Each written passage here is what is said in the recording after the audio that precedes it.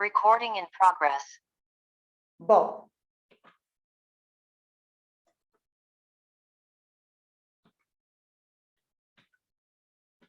algumas observações. Primeiramente, em relação à competência do tribunal do júri. O tribunal do júri ele é competente para processar e julgar os crimes dolosos contra a vida. Aonde são esses crimes dolosos contra a vida?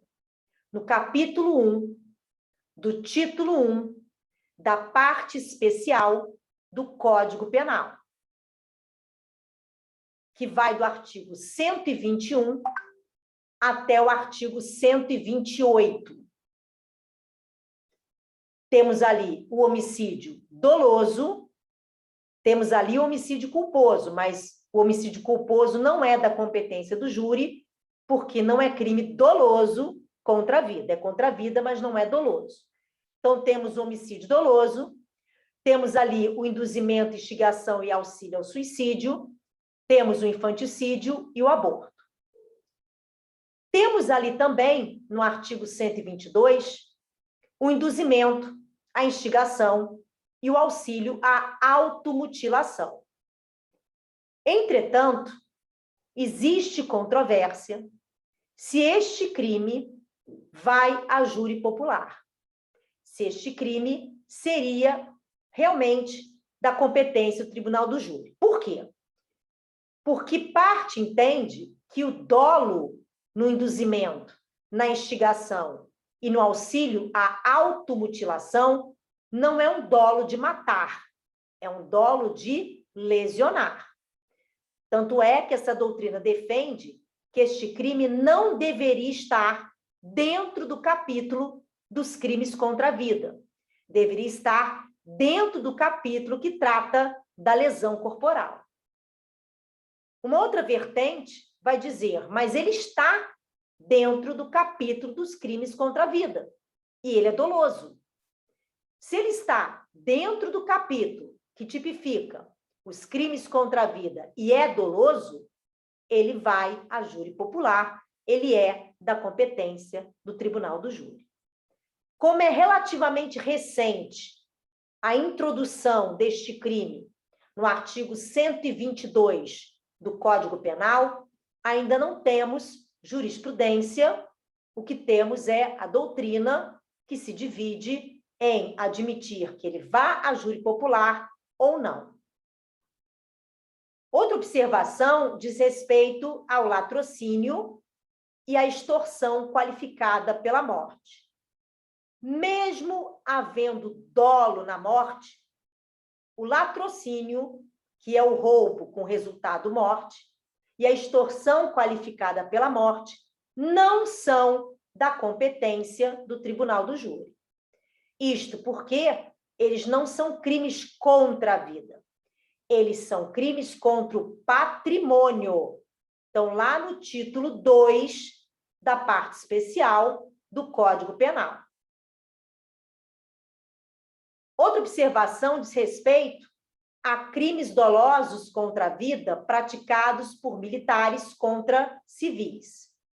Se o militar não é das Forças Armadas, a competência é do tribunal do júri.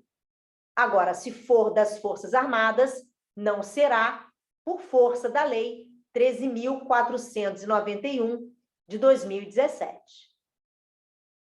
Outra observação diz respeito ao tráfico internacional de drogas. Para ser tráfico internacional de drogas, a droga não precisa chegar no exterior.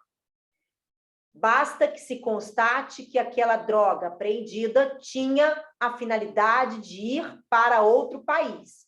Vou dar um exemplo. Essa semana foi feita a maior apreensão de cocaína que já foi feita no Rio de Janeiro. Foram, salvo engano, 5 toneladas de cocaína embaladas em embalagens falsas de sabão em pó que foram encontradas em containers no Porto do Rio.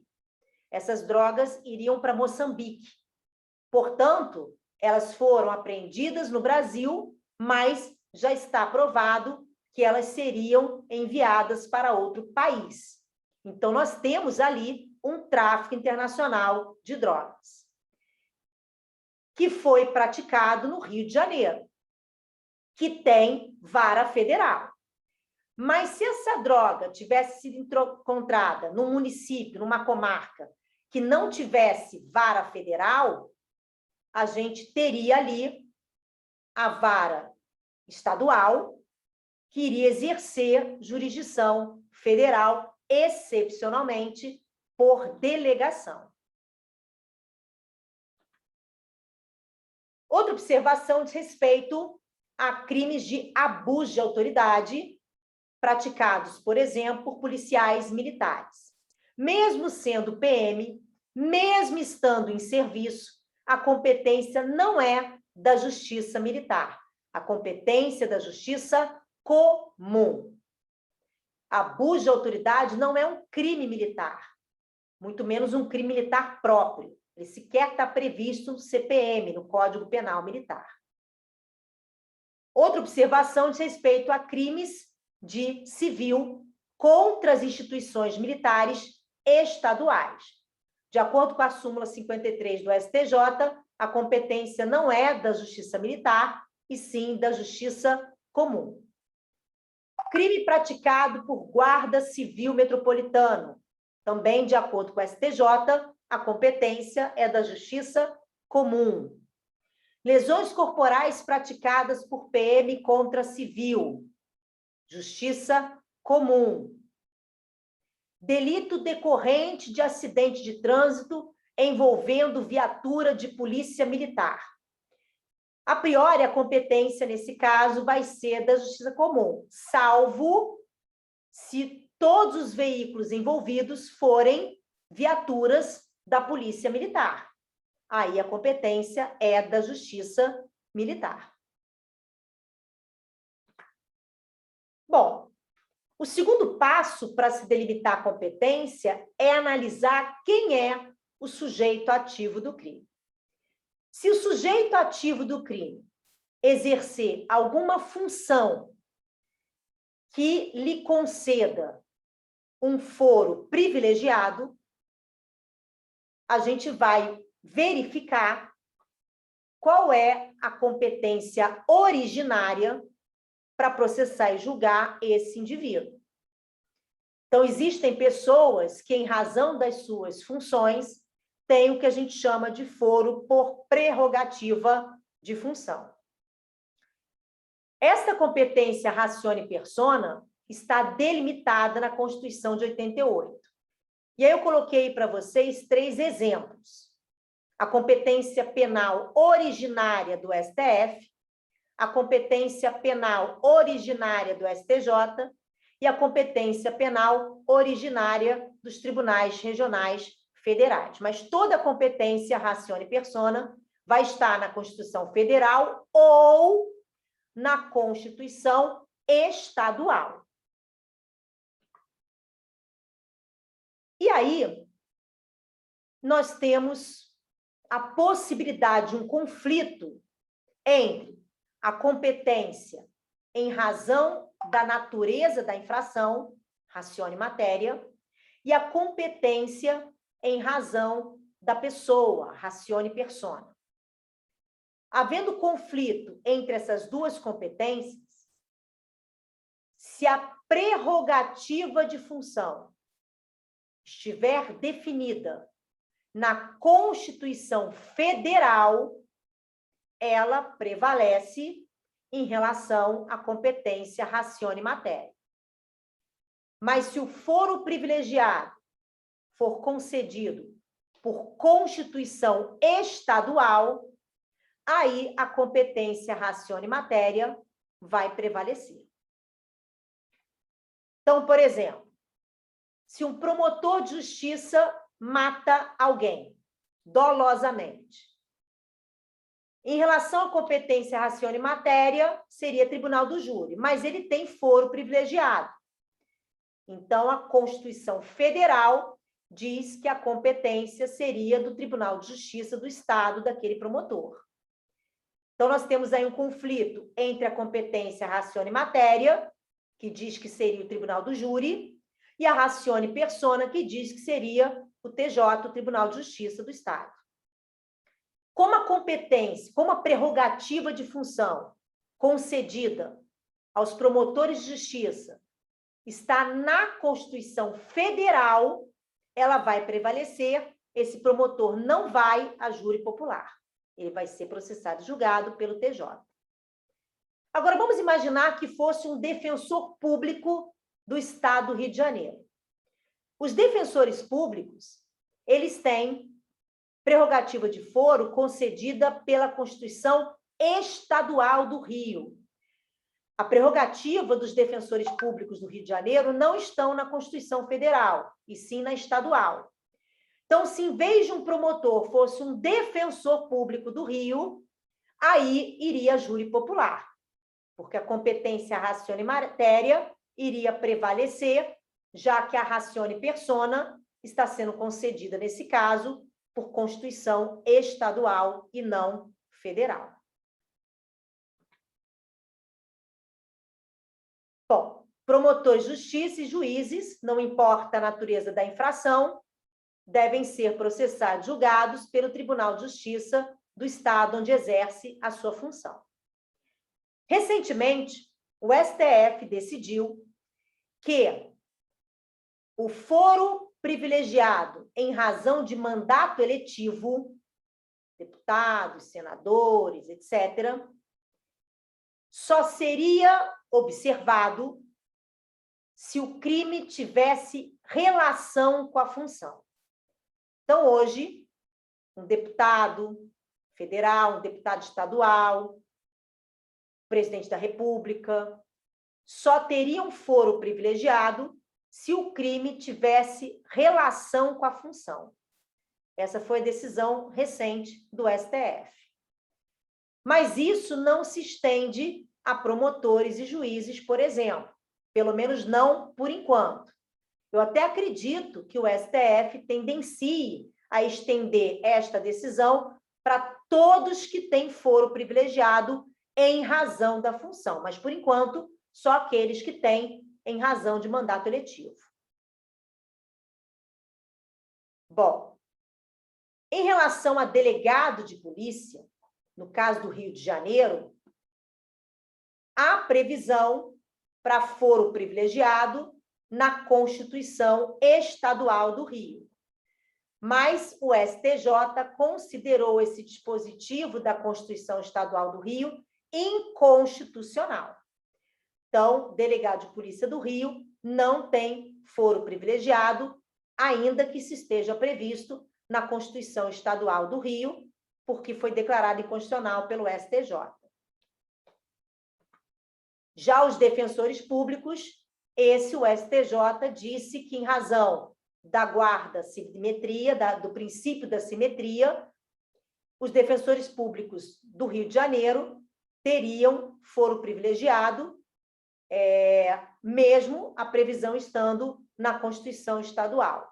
O mesmo raciocínio fez o STJ em relação aos vereadores. E se o crime praticado em relação à função, a ação penal não for proposta durante o mandato eletivo? Bom, e isso vale para qualquer função, né? O promotor deixou de ser promotor, o juiz deixou de ser juiz. E aí, não pode mais iniciar ação penal? Sim, claro que pode.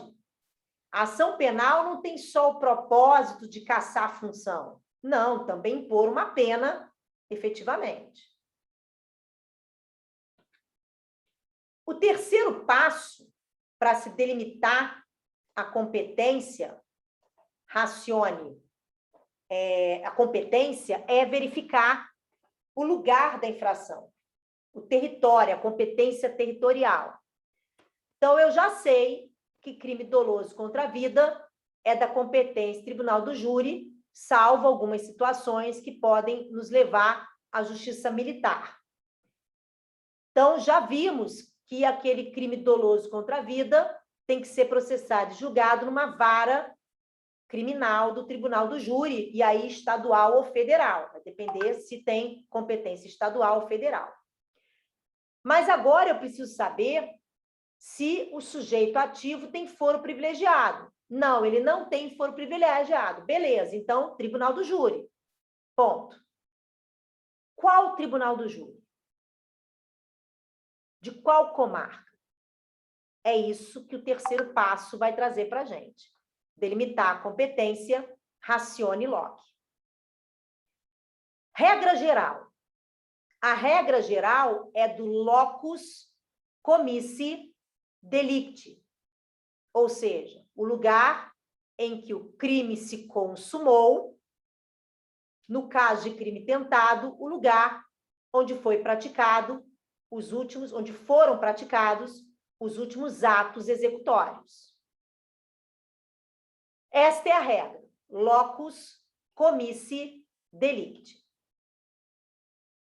O próprio artigo 70 do CPP, que traz essa regra, vai trazer nos seus parágrafos algumas exceções.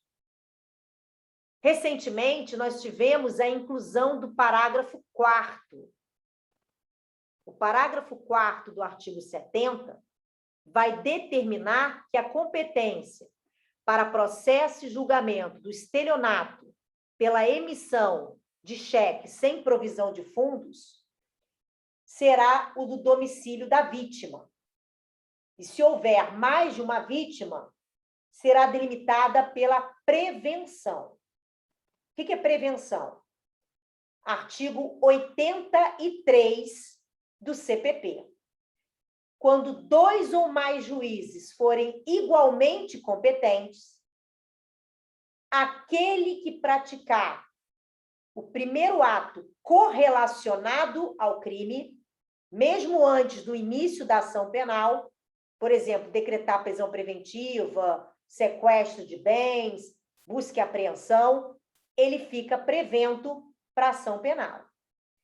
Então, vamos imaginar que eu e o José fomos vítimas de um estelionato por cheque sem fundos.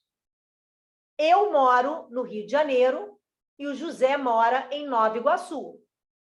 Então, tanto o juiz da vara criminal da comarca da capital, do Rio de Janeiro, como o juízo da comarca de Nova Iguaçu são igualmente competentes. Quem é que vai julgar essa ação penal por estelionato? O juízo de Nova Iguaçu ou da comarca da capital do Rio de Janeiro?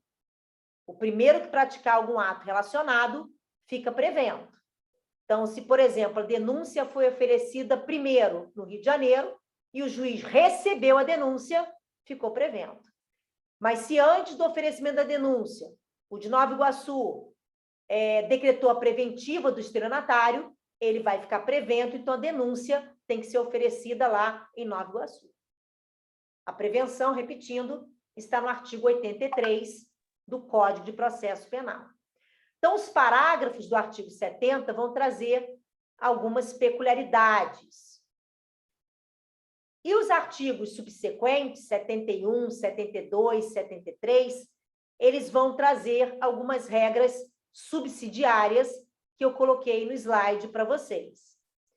Então, se o lugar da infração não for conhecido, a competência será determinada pelo domicílio ou residência do réu. Então, vamos imaginar que foi encontrado, boiando na praia de Itaúna, Saquarema, Rio de Janeiro, um corpo. Um corpo que foi alvejado por projétil ou projetil de arma de fogo. Um tiro na cabeça. A polícia de Saquarema encontra o corpo, envia para exame de corpo de delito e começa a investigar esse possível homicídio, porque pode ter sido um suicídio também, né? Então, vamos investigar. Investigou-se e descobriu que o possível autor do homicídio foi o irmão dele, que mora em Cabo Frio. Mas o irmão dele nega o crime.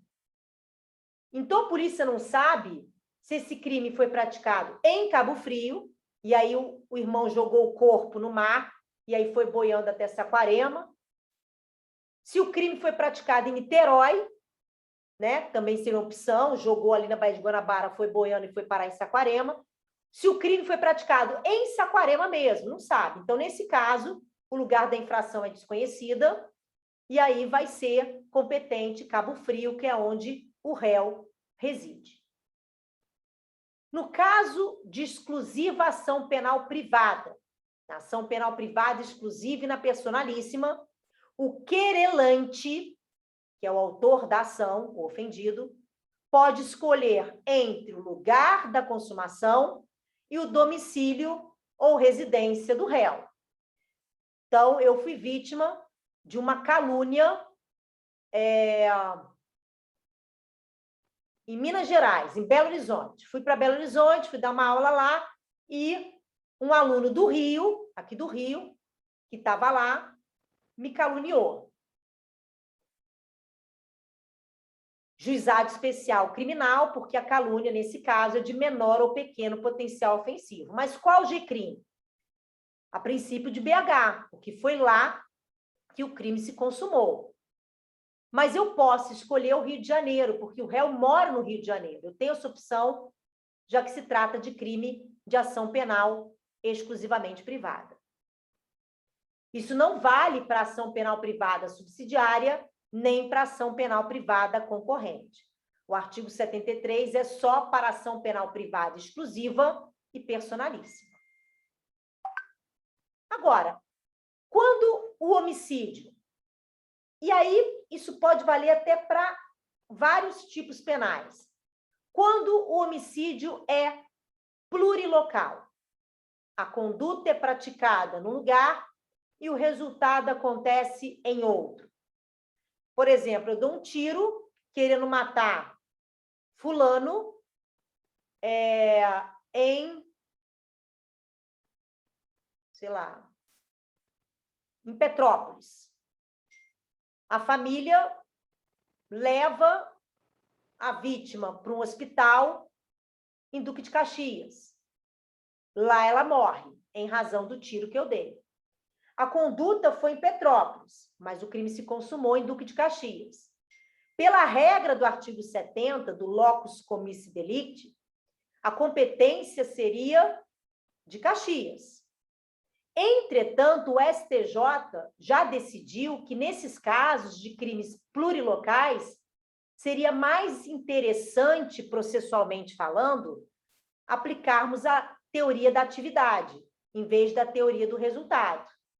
E aí seria competente Petrópolis, porque ali estariam as testemunhas, ali foi feita a perícia, a colheita de provas seria mais fácil, mais célere, se fosse em Petrópolis.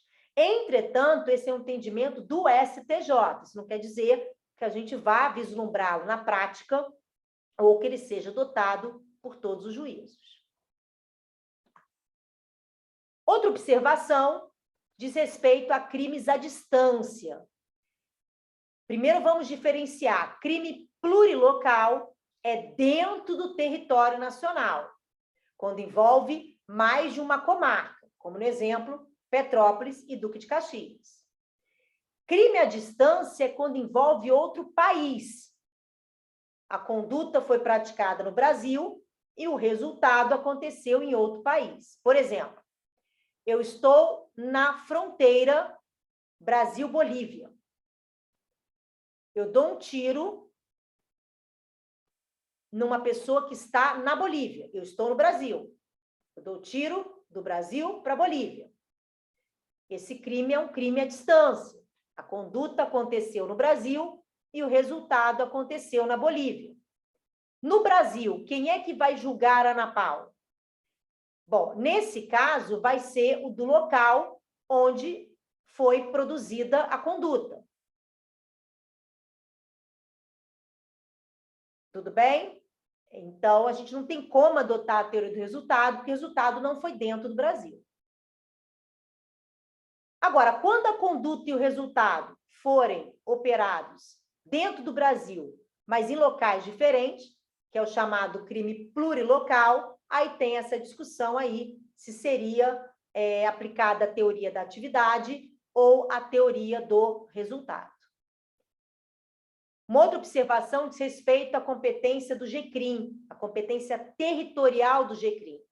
A competência racione matéria é para crimes de menor ou de pequeno potencial ofensivo, ou seja, todas as contravenções penais e os crimes cuja pena máxima não ultrapasse 2 anos.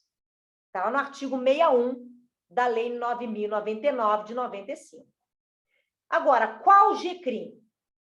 De acordo com o artigo 63, seria o do lugar da conduta, ainda que fosse outro lugar do resultado. Mas isso não é pacífico, não. É majoritário, que seria adotada a teoria da atividade, que tem uma controvérsia quanto à interpretação do artigo 63 da Lei 9.099, de 95. Há quem defenda, ainda que minoritariamente, que o artigo 63 não define a competência ratione loci, e aí aplicar-se-ia o artigo 70 do CPP, do locus commissi delicti, que adota a teoria do resultado. Bom, em relação a crimes praticados fora do Brasil, mas que o Brasil pode aplicar a lei penal.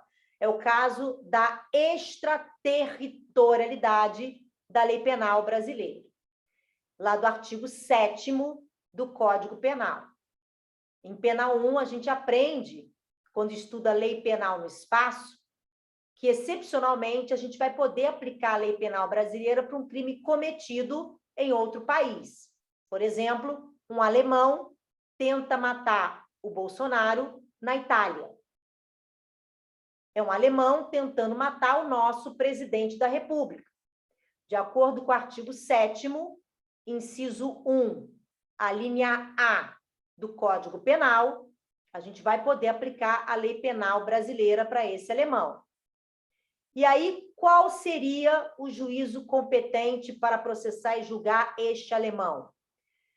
Se ele já tiver morado alguma vez no Brasil, verifica-se a sua última residência. Se não, vai ser o Distrito Federal.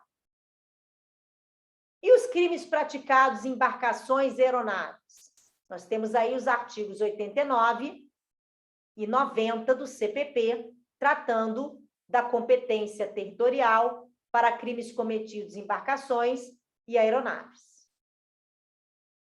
Falso testemunho por precatório, o que seria isso?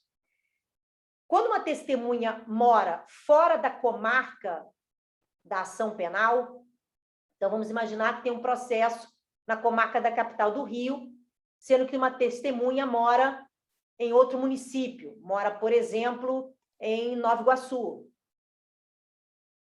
O juízo da capital do Rio pode, através de carta precatória, requerer ao juiz de Nova Iguaçu a oitiva dessa testemunha.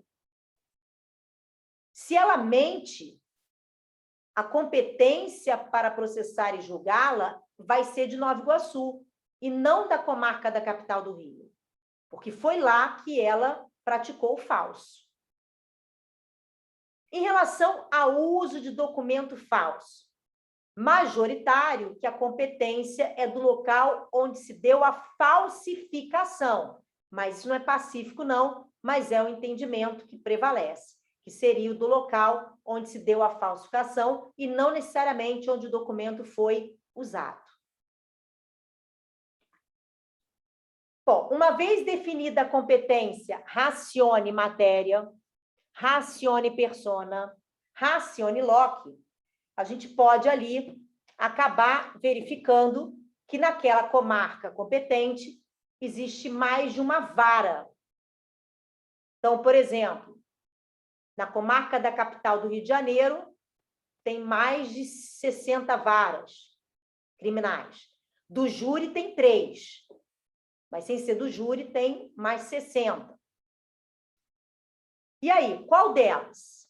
Bom, nesse caso, a gente vai utilizar um sorteio, vai ser feito um sorteio, é o que a gente chama de livre distribuição. Agora, existem casos em que não haverá distribuição. Eu coloquei no slide para vocês. Por exemplo, se só tiver uma vara do júri, vai ser ela. Não tem outra. Pode ter outras varas criminais, mas se tiver só uma vara criminal do tribunal do júri e o crime for da competência do tribunal do júri, não tem por que distribuir entre as outras varas. Só cabe naquela, vai naquela mesmo. No caso de prevenção, também não tem distribuição, aquele juiz já está prevento, é com ele mesmo, não tem como ser outro. Em relação à prevenção, que está no artigo 83, nesse slide, eu também coloquei para vocês algumas hipóteses de prevenção que estão espalhadas ali pelo CPP. Bom, é possível delegar competência? É possível transferir a competência de um juízo para outro? Sim, é possível. A delegação ela pode ser externa ou pode ser interna. Externa, quando é praticada entre juízos diferentes. Exemplo, carta precatória. Interna, quando é praticada dentro do mesmo juízo, entre juízes titulares e substitutos, por exemplo. Outra forma de delegação de competência é o desaforamento, que vocês vão estudar quando estudarem Tribunal do Júri, porque é específico no procedimento do Tribunal do Júri, mas está lá no 427 do CPP. E, por fim, é possível delegar da federal para estadual, através de uma carta precatória. O juízo federal pode requerer ao estadual que pratique algum ato processual. Isso ganha celeridade no processo. Bom, com isso, a gente verifica que no artigo 69, nós já falamos sobre quase todas essas formas de delimitação de competência. Vimos a competência levando em consideração o lugar da infração, domicílio e residência do réu, a natureza da infração, falamos de distribuição, falamos de prevenção e de prerrogativa de função. Para a gente fechar a competência no processo penal, só falta falarmos de conexão e continência. Mas vai ficar para a próxima aula.